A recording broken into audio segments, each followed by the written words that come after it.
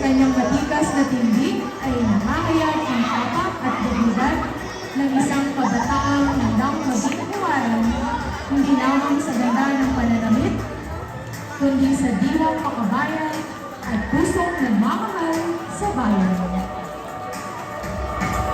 Muli, natanggini moderator kay Grace Inilaida.